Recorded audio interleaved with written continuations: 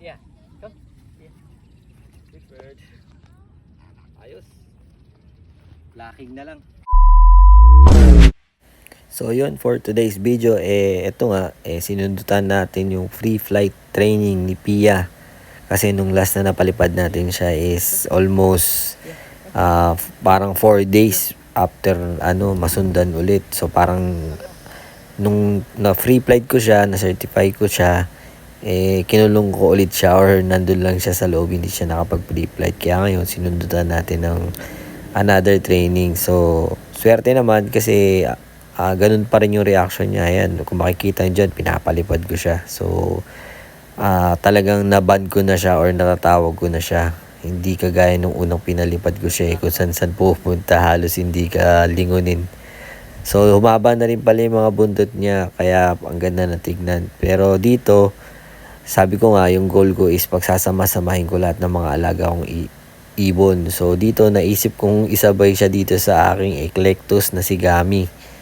So titingnan natin kung magbaban siya or sabay silang lilipad or magkasama ba. Pero ito si Gami kasi medyo masungit to.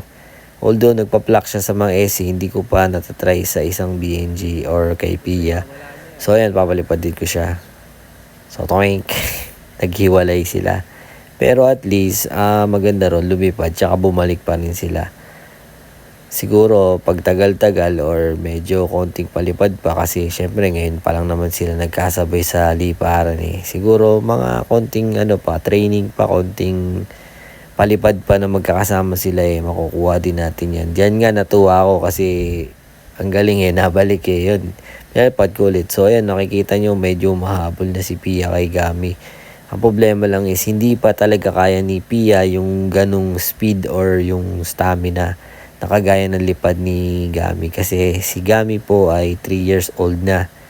Si Pia naman ay magpo 4 months pa lang. So tapos pangalawang beses pa lang yung nakakalipad sa outdoor. Kaya siguro konting batak pa or konting training pa ng liparan makukuha din natin yan.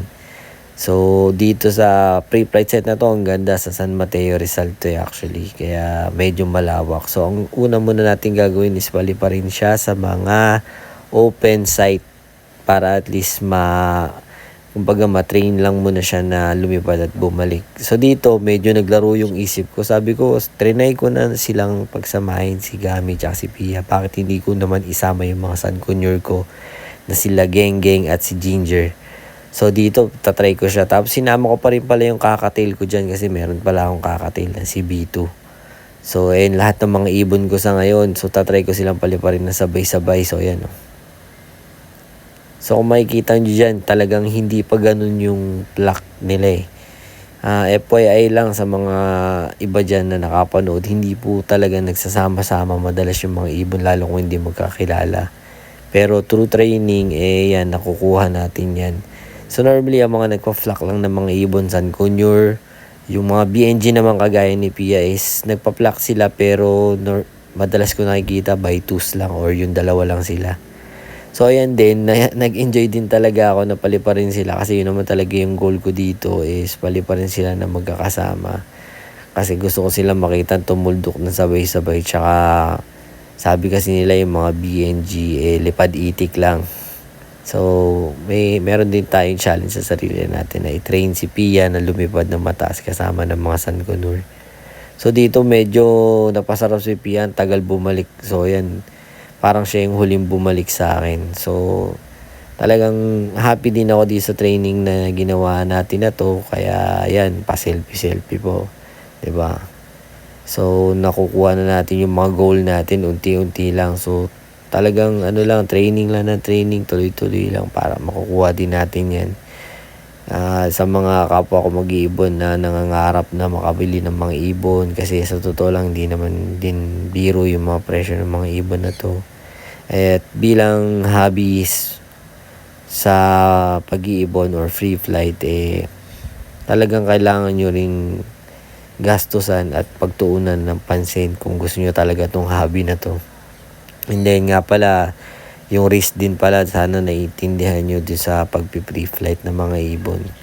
So, tuloy-tuloy lang ako sa palipad. Siguro, susundutan ko ng pre-flight to next weekend ulit. Kasi alam nyo naman, may trabaho na tayo ngayon. Balik na tayo sa normal, hindi kagaya ng pandemic na madalas tayong walang pasok. At saka maluwag yung kalsada, madali yung access.